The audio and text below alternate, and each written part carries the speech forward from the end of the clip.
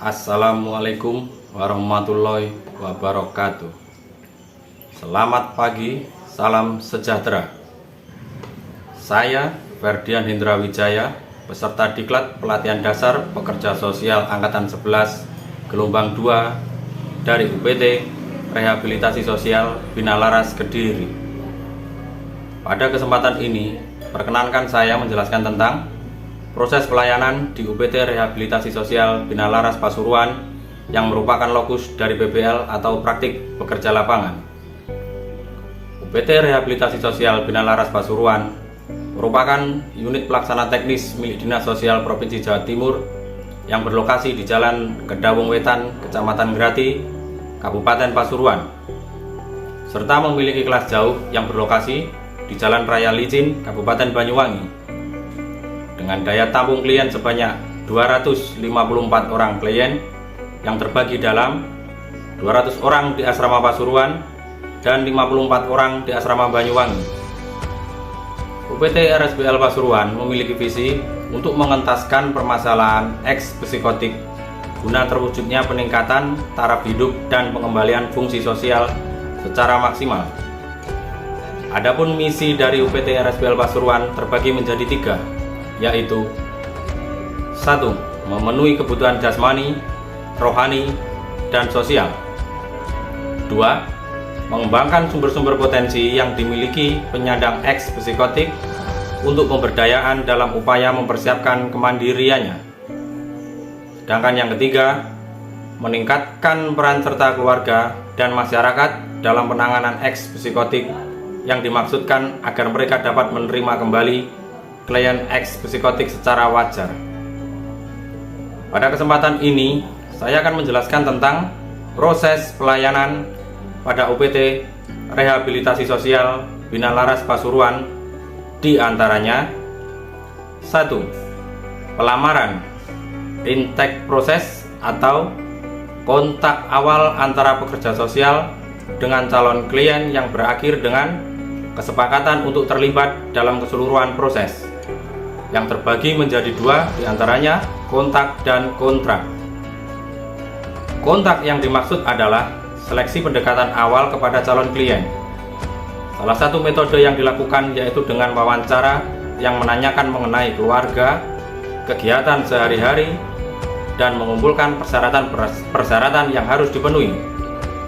Sedangkan kontrak adalah penerimaan dan kontrak layanan.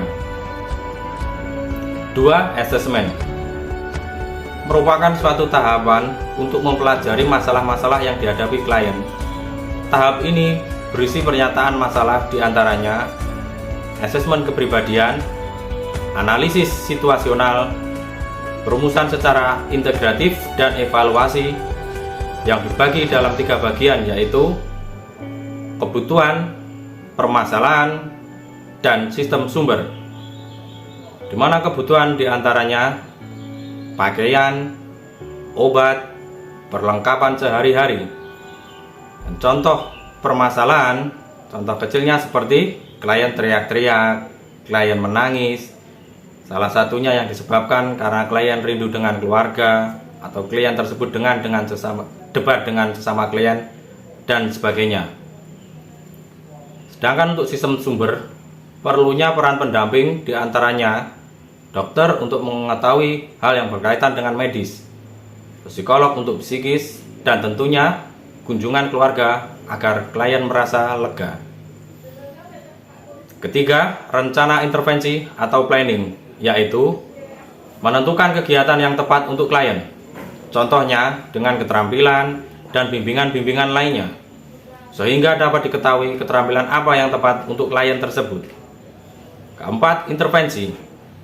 Klien diberikan motivasi dengan diajak mengikuti seluruh kegiatan rutin sesuai dengan karakter klien. 5. Evaluasi. Untuk mengevaluasi atau menilai kegiatan yang telah dilaksanakan klien, apakah perkembangannya baik, emosi terkontrol, dan bisa menyesuaikan diri dalam bekerja kelompok. 6. Terminasi. Jika klien telah berfungsi sosial kembali, klien akan dipulangkan ke keluarganya. Tentunya setelah melalui beberapa tahapan seperti cek dokter untuk mengetahui kondisi kejiwaan dan psikolog untuk psikisnya. Ketujuh, bimbingan dan pembinaan lanjut. Klien yang telah pulang atau kembali ke keluarganya akan tetap dibina kembali atau dilakukan pembinaan untuk mengurangi resiko kambuh.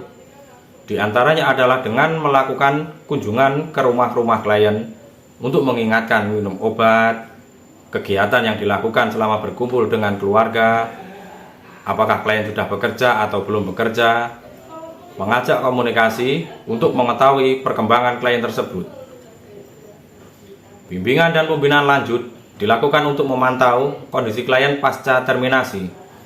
Dalam kegiatan ini, pekerja sosial memastikan apakah ilmu yang diberikan pada saat rehabilitasi di UPT telah dilaksanakan saat klien kembali di keluarga. Jika klien kambuh, maka akan kembali ke RSJ atau rehabilitasi sosial di UPT.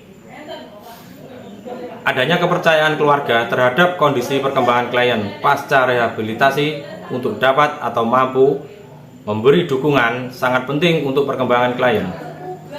Dan peran serta masyarakat diharapkan bersedia memberikan peran secara wajar dan tidak mendiskriminasi atau membeda-bedakan eks-klien tersebut. Demikian pemaparan yang dapat saya sampaikan tentang proses pelayanan di UPT Rehabilitasi Sosial Bina Laras Pasuruan. Kurang lebihnya saya mohon maaf. Wassalamualaikum warahmatullahi wabarakatuh.